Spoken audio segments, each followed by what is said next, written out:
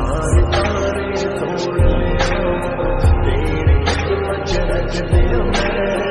एक बारी साडे कोल तू आया हो न मनना तेरे कोल मैं अंजुओं विच डोब ना सानू अपने अच रख ले तेरे विच मैं